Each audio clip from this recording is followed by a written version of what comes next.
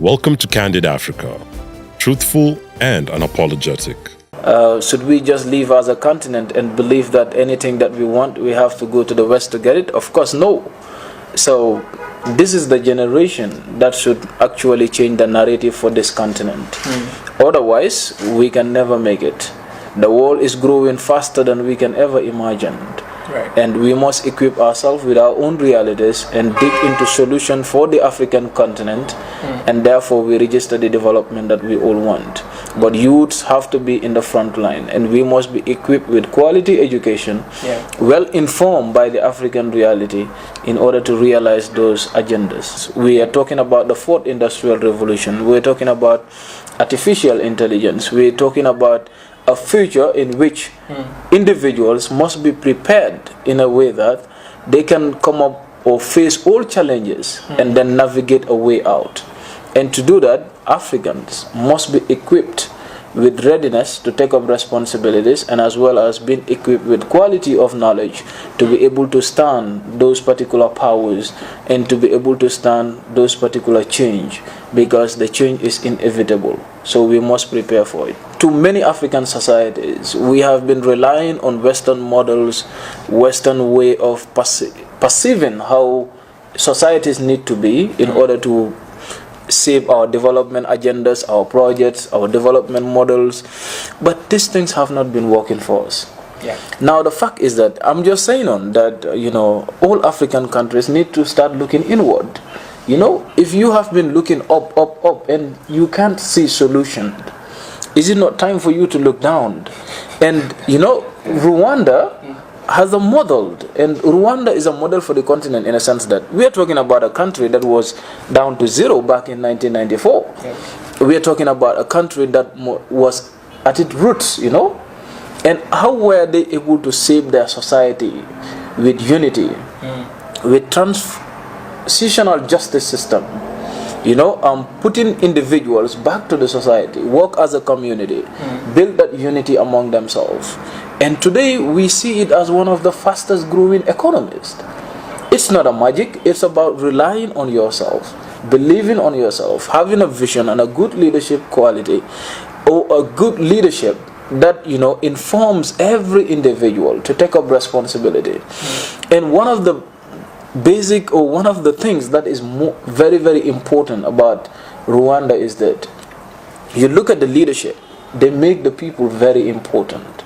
They're proud to say the Rwandan. They're proud to talk about the people of Rwanda. And that is how you charge individual to take responsibility. Show it to them that the development lies in their hands. Show to them that the development can only be realized with unified forces.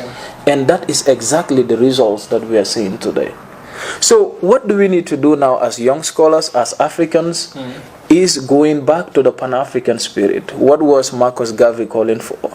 What was B. Du Bois calling for? What was John Henry Clark calling for? What was, we can talk about them, the sacrifice they've made for this continent, even with the fact that they were not born in the continent, but they just see themselves with their color, with their blood, as individuals who belong to us. We talked about Pan-Africanists who were within the continent, like Nkrumah.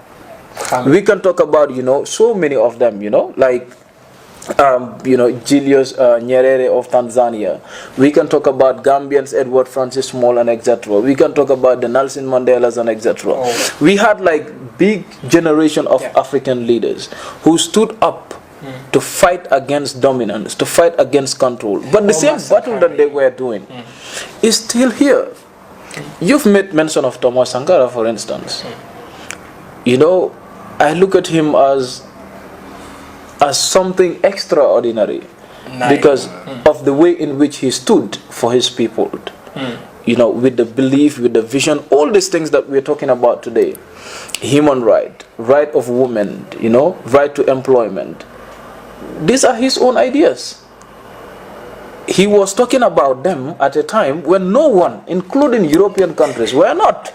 So, like, if you look at it, like in the 1980s and etc., you look at Burkina Faso, like in the way in which Thomas was able to, come up with ideas to empower women. And again, let me say this before I forget.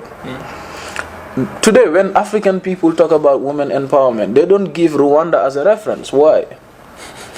In the United States, let us look at the statistics. Women representative in parliament is less than 20%.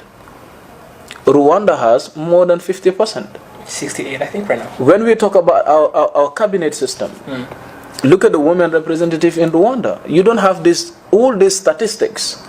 You know, in the US, you don't have them in any European countries, but yet they've centralized everything to make it to us that what they have is the best thing. So, some of the things that they talk about, even if you apply logic in it, you know that they get it wrong. So, I think there are some of the things that we need to do. It is high time that we rely on our realities, on some of the issues that are in line with the African agenda. No continent, no country can develop using foreign education. No country can develop using foreign aid. No country can develop using foreign culture. It is time for Africans to realize this. Otherwise, we are going nowhere. Did you like or hate what you heard?